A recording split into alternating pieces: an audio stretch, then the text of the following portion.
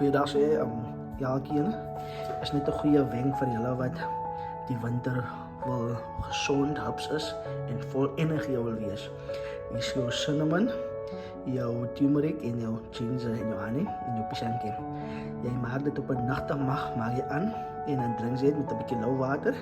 Ja, ek gee net die geestelike wenke nie, maar ek gee jou ook physical wenke en emosionele wenke. So ja, en fitnesswenke, maar op die oomblik moet ek eers na my eie fitness kyk.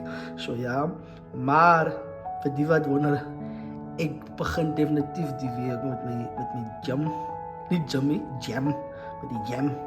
Maar ja, skoon heuning, nie die nagemaakte goed wat gemeng is nie. Mr. Brotherby. So ja, is maar net 'n goeie wenk vir julle wat wil energie het, wat miskien is 'n lae metabolisme het, wat nie baie energie het nie.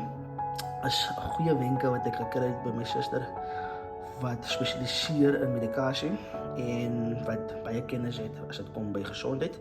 So ja, vir die wat jy weet wat om te drink in die oggend en wat vir jou sal die nodige energie sal gee.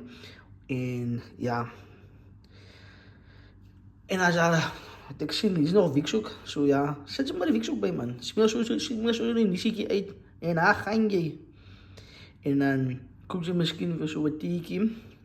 Gooi jy 1 teelepel heuning in. Vir my suiker in die winter asseblief mense. En daarmee staan ek terug.